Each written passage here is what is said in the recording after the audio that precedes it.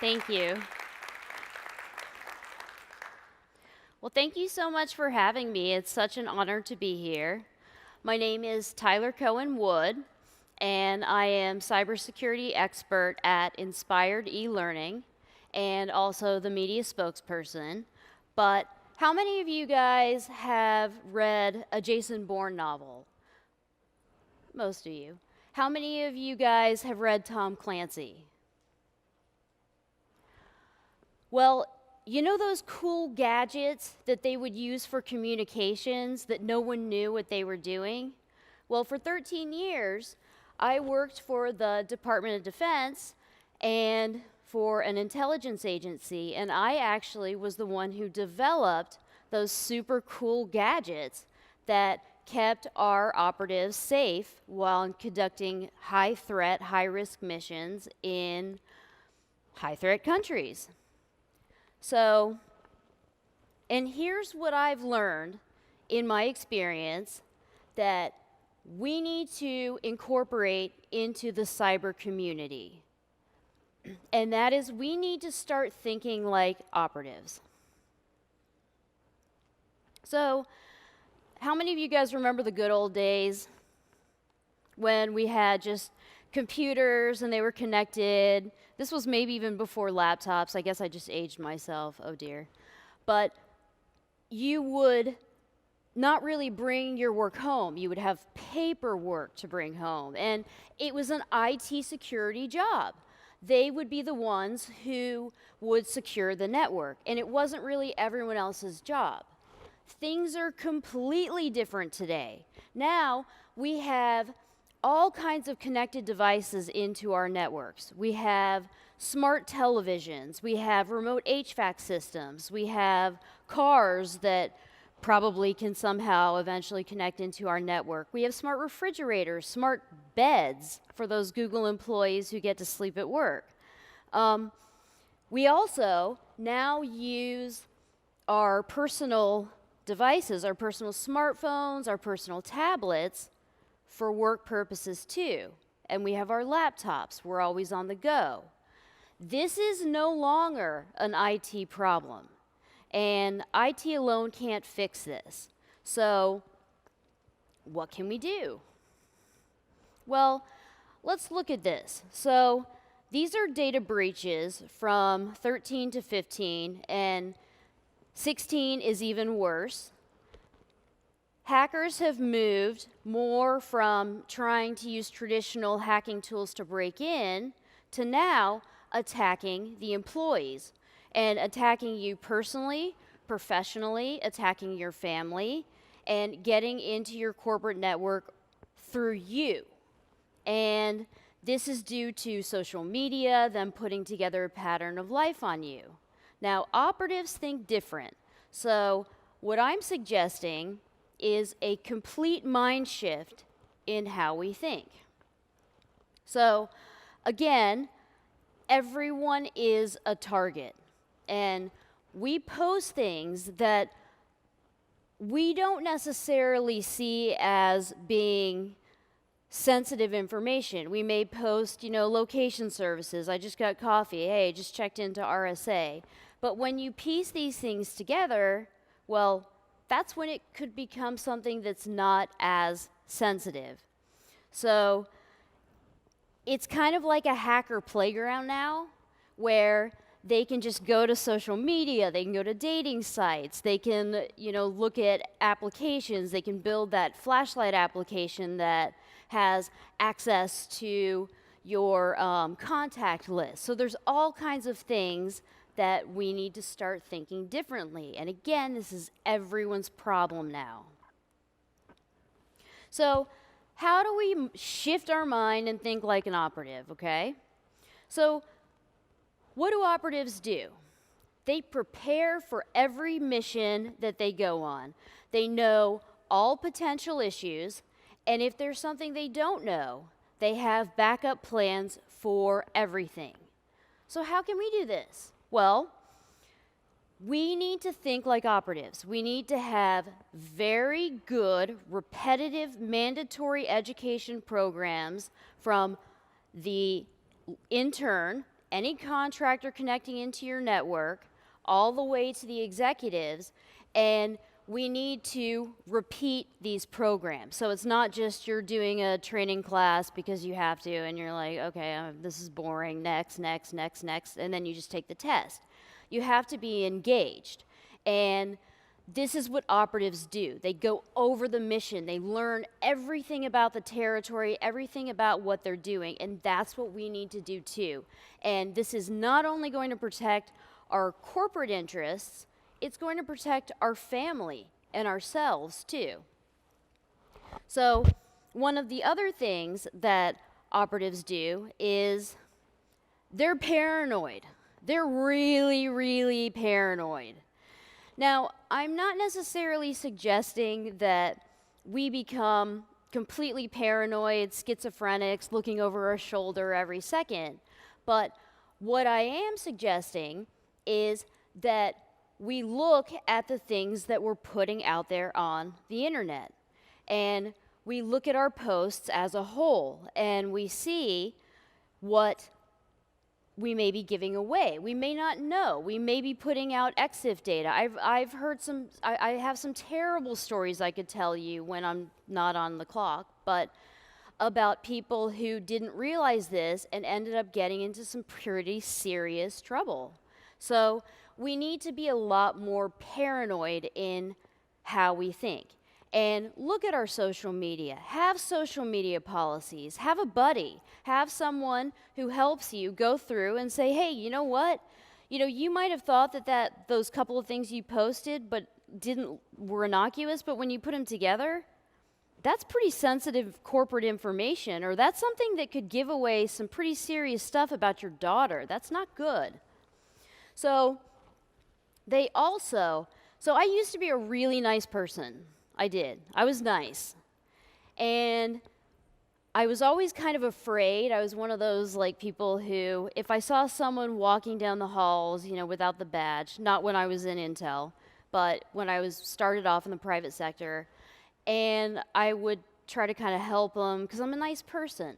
Well, a few years later, I went on a response, and this company just got thrashed, completely hacked. And they said to me during the interview, I said, well, what happened? They said, well, this really nice guy, he came in with a suit, and he told us he had just started. Well, HR didn't know him, but he was really nice and really smart, and he was our new engineer. 3 people in the company showed him the server room that he was going to be working in. One person, and they would have gotten him in, they just didn't have access. One person not only gave him access, but gave him her password and said, go to town. So you wonder what happened here. So now I'm very paranoid. If I see someone without a badge or without the proper credentials, or someone that I don't know, I question them. Now, this turns out to be kind of a problem if it's a 3-star general that has just started at your agency and you're asking for his credentials. But anyway, you want to be paranoid, and you want to really be that strong, confident person. All right, so here is a challenge. This is an operative I've known forever. This guy is like the special forces of special forces. John Doe, we'll call him. Now, he's been trained in everything you can possibly imagine. He's conducted so many missions, and he said to me, he started a new company, and he said, you can't find me online. There's no way. And I said, really? Oh, you're going to challenge me. So what I had his name and kind of the new company that he had worked for. Now, I suspected he had social media accounts, maybe in a different name, because a lot of special forces operatives do that. So I'm like, well, this guy is thinking like an operative. He's trained, so maybe I'm not going to find anything about him. But I knew I was going to find things on him. So what did I do? I started with the lowest hanging fruit. So I went I Googled him. I saw where he worked. He worked for one of those small companies that has the pictures and the bios of all the important people in the company. Of course, his was there. There was EXIF data, but I chose to take a different route. So what I did was I took that picture, easiest thing in the world, popped it into Google image search. What did I find, Mr. Operative? So I found an online dating site where he was using a different name. And it was, I won't actually repeat the name, but it was Sexy Special Operative, some bunch of numbers. So from there, I was able to gather more information about him. So I now had a username that he was using. He says in his dating profile, he has photographs, and he says, "No one ever thought that I would become so successful making it out of this teeny town." Well, turns out that teeny town had one high school. You know what? I got his yearbook. I called his old principal or one of his old teachers who knew him and was like, "Yeah, sure." So I didn't tell him that part. I found some other things too that I won't mention here. But he also says, every Thursday I'm at this bar. Okay, that's a way to find him. And he puts photos. He says, "I want someone to share my beautiful new house with me." Well, this happened to be a dating site that allowed EXIF data. I could have gone to Zillow, but I wanted to use the EXIF data because it's more fun. So, was John thinking like an operative? This is a trained 30-year operative. And I was able to find also under his other username all kinds of blogs. This guy was a skydiving fanatic. He would talk about it constantly, post all kinds of pictures. I was able to get his friends, find his social media, which strangely enough had no privacy settings whatsoever. It was completely open to the public under his Special Forces sexy man, name. And his politics, his family, his friends, the schools that he attended, work location, and he even on one blog posting, I don't know if it was a mistake, I don't know what it was, but he posted a password accidentally. And you know what? I didn't try it, but I suspect that password would have worked in other areas. So what could I have done here? I got him. I could have sent him a very sophisticated spearphishing email or something on social media, saying, "Hey, 50% off skydiving equipment," or something like that, and he may have clicked on it. He probably would have. So here's the important takeaway. This is a trained operative who thinks like an operative, but he forgot. We can't do that. Not anymore. We need to really think very hard about everything we do. And the good thing is, there's always a loophole. So we're not perfect individuals, and that's why we have teams.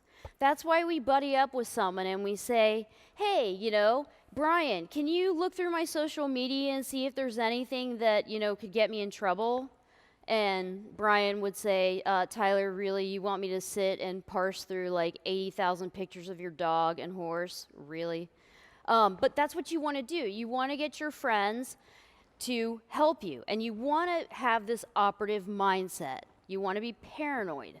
Because again, I'm going to go back to that it is no longer only IT.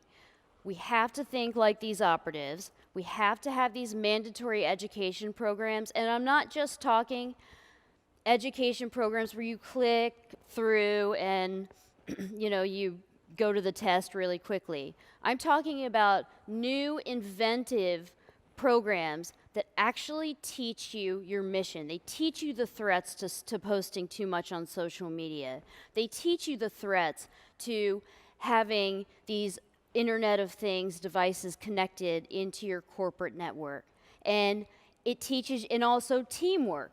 And we want to make sure that we don't forget this, because this is extremely important. If you listen to nothing else that I have said here, remember that. You want to think like an operative.